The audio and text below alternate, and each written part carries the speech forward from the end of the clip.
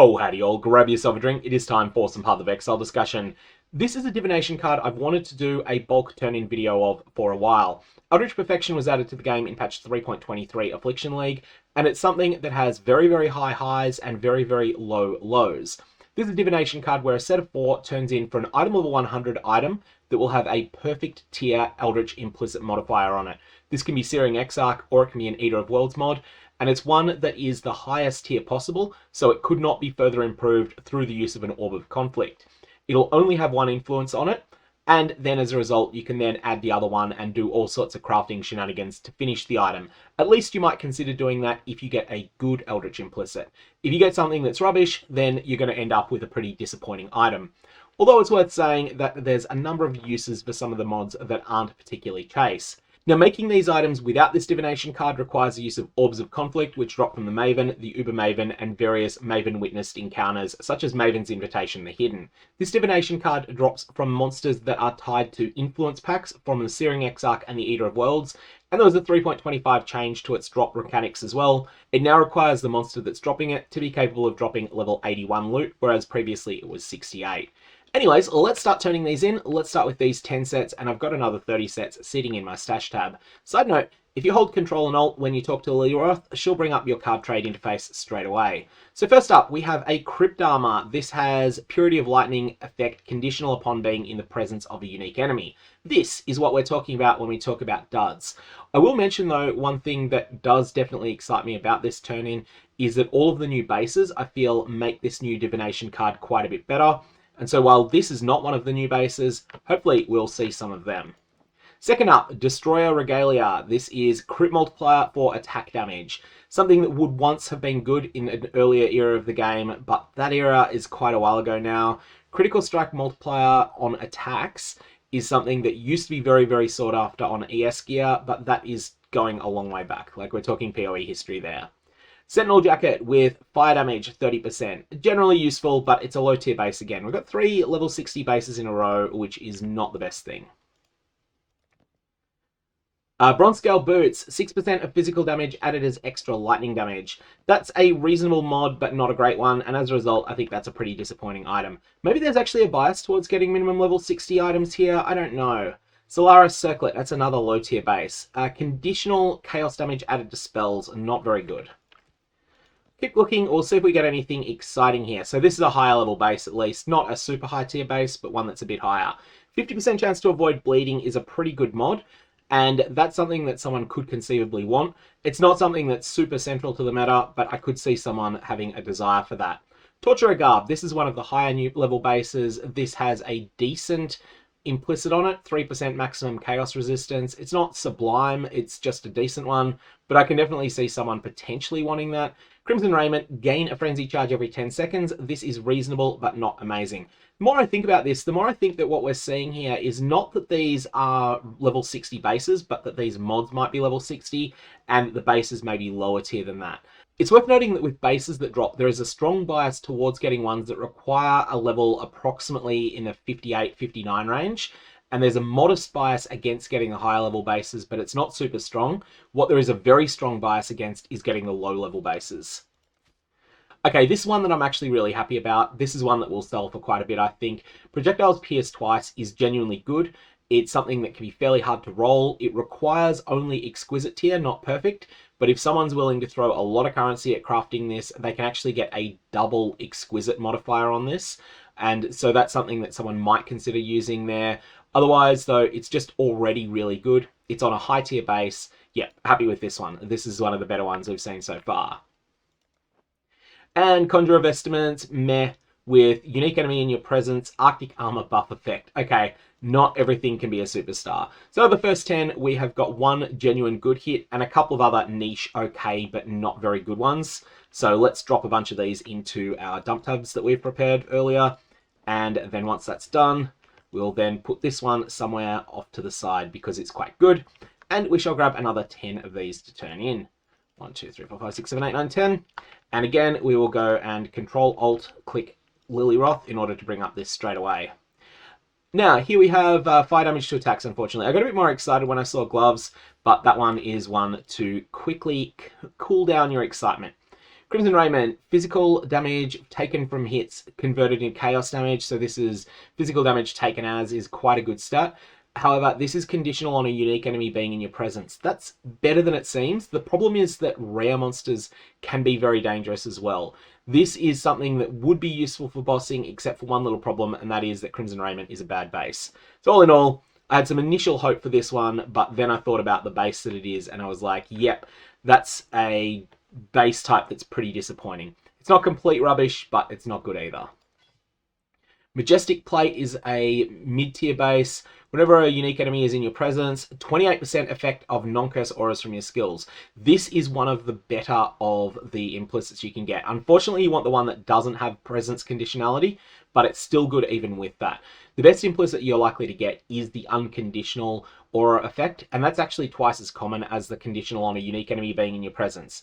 This one I think I'm going to put aside as potentially good. It's just that I'm not sure anyone that would use this will find it because it's the presence version, which is worse, but is still very solid in a lot of cases. Here we've got physical damage taken as, and unfortunately again, this is on a Sentinel Jacket, which is an underwhelming base type. And that's the sort of mod that, because it's defensive, is one that you want to have alongside a strong item base.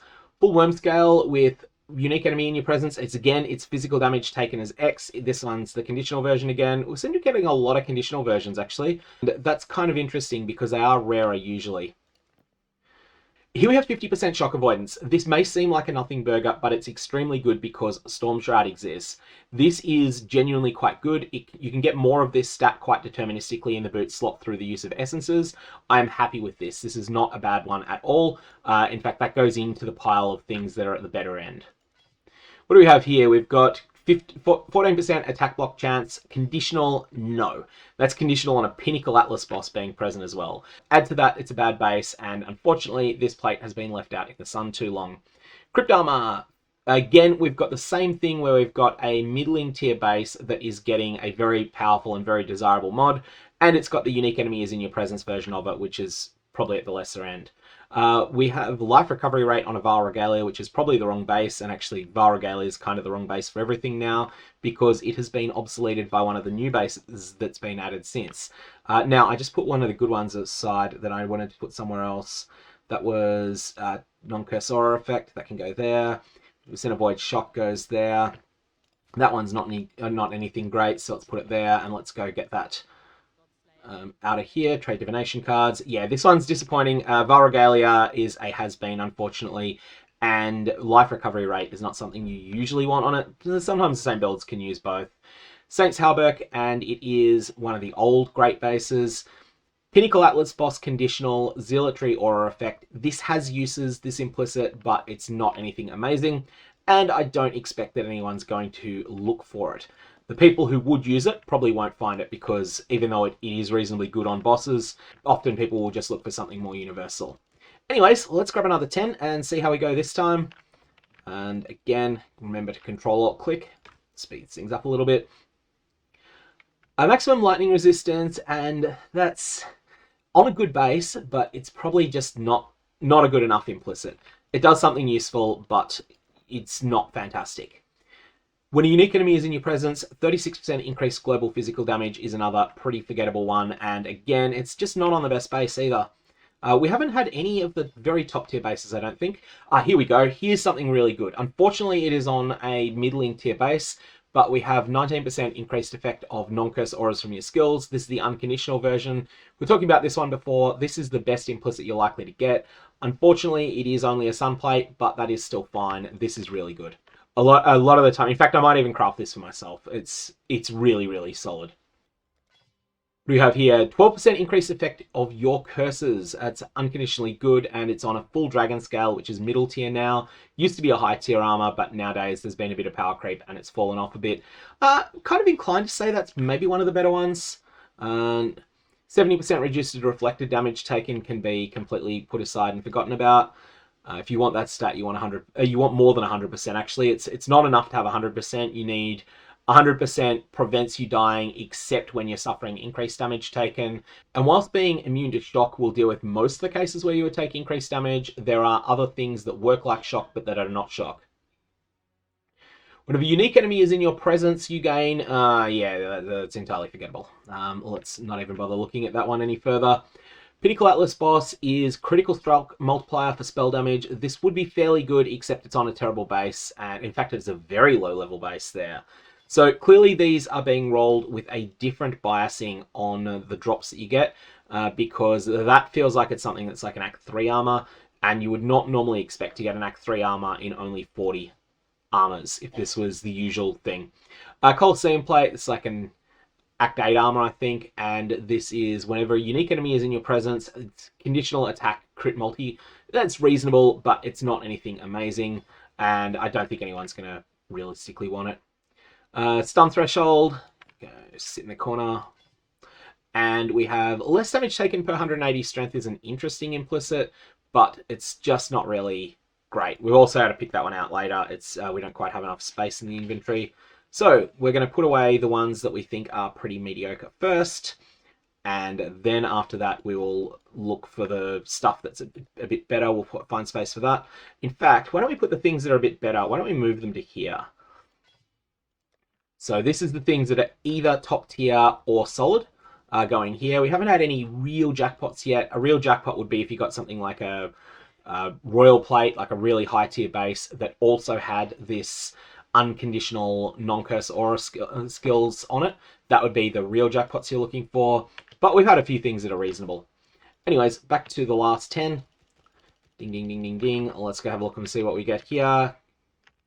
Oh yes, of course, we've still got that one to pick out. And here we have Scorched Ground while moving, lasting 9 seconds, conditional on a unique enemy being in your presence. This is the quintessential dumpster tier example of one of these things. This is like, Slink Boots are an okay base, like they're obsolete now, but they're not terrible. But then it's just Scorched Ground while moving is reasonably solid, but lasting 9 seconds just doesn't scale in any useful way. So yeah, that one's in the dumpster. Conditional increased global evasion rating on an armor chest, and that's just very forgettable as well. We get some dumpster tier stuff here. Nightwave Robe, that's one of the new bases. It's a second tier base though, not the top tier. And it is global physical damage conditional on a unique enemy being in your presence, which doesn't really mesh that well with an ES base usually, although it can sometimes. Someone might want this, but I don't think so. Murder Boots and physical damage added as extra cold damage, conditional on unique enemy, numbers are too low, that's a brick. 16% all elemental resistances is not something people are going to look for, but it's something that people will use if they have. And it's a stat you've got to get somewhere. It's a very boring stat, but it's an important one. That is not likely to be sellable, but you would use it early in the league for sure. This has at least some synergy between the global evasion rating and the base that it's on. It's probably better than a top tier of whatever the level 84 base is for pure evasion, but not by enough to justify jumping through all the hoops to use it. That's my initial thoughts on that one. Let's have a look, see what we've got here. Varnish Coat, Warcry buff effect. I mean, it does something now, but it's, yeah, not anything anyone would be writing home about. Let's drop these ones away and see what we can do next. We'll jump to here and deposit all of these. Nothing particularly great there. Remember to hold Control-Alt. And we got 3 left. What do we got here? Conditional maximum fire resistance on a unique enemy being in your presence. There's potentially a use case for this, but it's not fantastic. Like if you were using a build that is based upon Sublime Vision, Purity of Fire, you might conceivably use this in some weird cases, or conceivably you'd use it on a chieftain that was designated as a bosser only, but yeah, it's you're jumping at straws, I think. I'm jumping at straws. A conditional cast speed is not bad, and Jester Mask is alright. This is the sort of thing that you'd use, but you probably wouldn't think to look for. And what do we got for the final one? Unfortunately, nothing. It's a Battle Lamellar, which is a low middle tier base, and it is conditional cold damage. So basically, let's have a quick recap of what we got here. In terms of genuine jackpots, the answer is nothing. In terms of genuinely good things that aren't quite jackpots, we got these Chimera Scaled Gauntlets and this Sunplate. In terms of things that are pretty good, but not really even at that tier, and probably not something that you could sell 8 weeks into a league, we've got these Shackled Boots, we've got the Full Dragon Scale, and we've got this Majestic Plate that are all reasonable. And then we've got a whole bunch of rocks with a few things that are a little bit better than rocks, but that at this late in the league won't be something that's particularly sought after. So, what's the key takeaway here? If this was week 1 of the league, this Divination card would be a lot better than it is here. And that's something that you want to probably keep in mind, but it looks like we are not getting very many of the level 84 bases. In fact, I think I got exactly 0 of them, didn't I? What about 78 bases? We have... Oh no, that's... So we've got the Torturer Garb there, we've got the Chimera Scale Gauntlets, we've got the Nightly Robe, and that's it. And then if we have a look at the level 73 bases, I think we had a little bit more. We've got a Jester Mask, we've got a Moonlit Circuit, and those two are just hiding from us. They're not really what we're looking for. So we didn't get very many of the new bases at all. Maybe if we'd gotten a couple more level 84 bases, things would be better, but as it turned out, we got exactly 0 of them. We don't have a large enough sample size to rule out that they can drop, so that's something that would make this Divination card better, because all the level 84 bases have some use, and if you get a reasonable Implicit on them, then you've definitely got something sellable, and if you get a fantastic Implicit, then you've got something that is truly exquisite. And one last thing that I wanted to mention while we're talking about these. Do I own a Fracturing Fossil? I do not own a Fracturing Fossil. Okay, so a quick discussion with Faustus later, and I now am the proud owner of a Fractured Fossil. So what we're going to do here is take this Conjurer's Vestment that no one's ever going to want, and I'll demonstrate something that's useful to know about with these. So I'm going to apply firstly an Ichor to it. So now we end up with a perfect tier mod and a grand tier mod on the item. And none of these are particularly desirable, but I want to just show you how you can duplicate these. Just be very aware that you can only do this once, and additionally, you cannot do it with a Split Beast. Split Beasts do not work the same way as a Fractured Fossil. So firstly, we're going to elk it. I missed this step the first time I was attempting to record this video, and I ended up having to cut out a little bit of time because you can't apply a fossil to something that is currently not elked. And then we're going to use this Primitive Chaotic Resonator, and we've now got 2 bases. Both of these have the perfect tier modifier and the grand tier modifier on them. If we had used a Split Beast, then we would still end up with 2 split copies, but one of them would have the perfect tier modifier on it, the other one would have the grand tier modifier. If you use a Fractured Fossil instead, then you'll end up with it on both of them. Now, if this item was good enough to actually use, rather than something I was going to do a quick demonstration with and then forget that I ever owned, then you would want to also 6-link the item before you did that. And if it was really good, you'd also want to apply a moderate number of Omens of Blanching until you got some white sockets on it. But that's not the case here. I just wanted to do a quick demonstration. Okay, so that is the mass turn-in of Eldritch Perfection. Nothing particularly outstanding that came out of it, but a little bit of fun was had. And really, all I lost was 1,000 chaos. May your Orbs have interesting results, and I will see you around.